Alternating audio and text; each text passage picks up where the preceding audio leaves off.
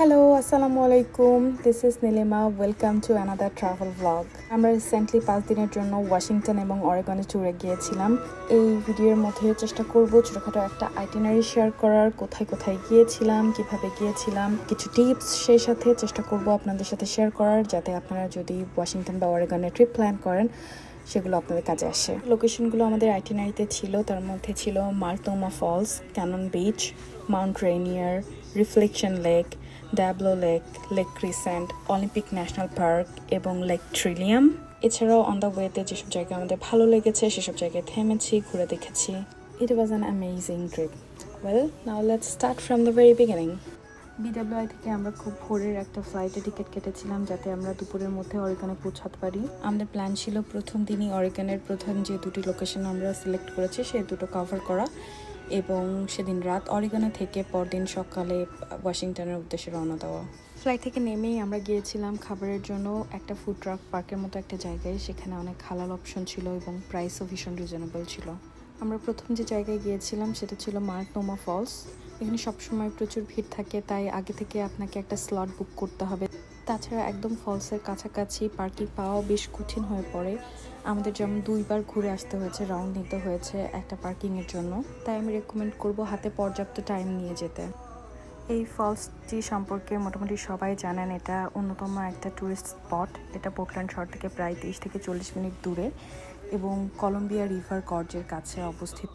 এটির উচ্চতা প্রায় 620 ফুট এবং এটাকে বলা হয় অরেগনের সবচেয়ে উঁচু জলপ্রপাত। মাল্টোমা ফলসকে বলা হয় প্যাসিফিক নর্থ ওয়েস্টের one of the most photographed natural sites. এটার স্ট্রাকচার মূলত 2 টিয়ারে, আপার ফল অ্যারাউন্ড 542 ফিট এবং লোয়ার ফল অ্যারাউন্ড 69 ফিট। আর এই দুটো ফলসের মাঝখানে যে ব্রিজটাকে দেখতে পাচ্ছেন এটাকে বলা হয় বেনসন ব্রিজ, যেটা একটা পপুলার ফটো স্পট। এই ফলসটা একেবারেই হাইওয়ের পাশে এবং আপনি যদি ব্রিজে উঠতে চান খুবই শর্ট হাইক, ইভেন আপনি যদি একেবারে ফলের উপরে উঠতে চান খুব বেশি হাইকের প্রয়োজন নয়। এই ফলসের নিচে একটা গিফট শপ রয়েছে, যেটা এই বছর অর্থাৎ 2025-এ এর 100তম প্রতিষ্ঠা বার্ষিকী উদযাপন করেছে। এনিওয়ে, এই জায়গায় মানুষ বছর জুড়েই ঘুরতে যায়, তবে বলা হয় বেস্ট টাইম স্প্রিং কিংবা রেইনি সিজন। আমাদের নেক্সট লোকেশন ছিল ক্যানন বিচ, যেটা পোর্টল্যান্ড শহর থেকে প্রায় 1.5 ঘন্টা পশ্চিমে অরেগন কোস্টে অবস্থিত। আপনারা যারা টুয়েলাইট সাগা দেখেছেন তারা সবাই ক্যানন বিচের সাথে পরিচিত, স্পেশালি ইন্ডিয়ান বিচ। ক্যানন বিচের সামনে দাঁড়িয়ে বেলার সেই আইকনিক সিনের কথা না মনে পড়ে আসলে উপায় নেই। আমরা সবাই একটু নস্টালজিকও ছিলাম, ভীষণ বেশি এক্সাইটেড ছিলাম ক্যানন বিচে যাওয়ার আগে ক্যানন বিচ দেখার জন্য। ক্যানন বিচ অনেক বেশি বিখ্যাত এই হে স্ট্যাক রকের জন্য।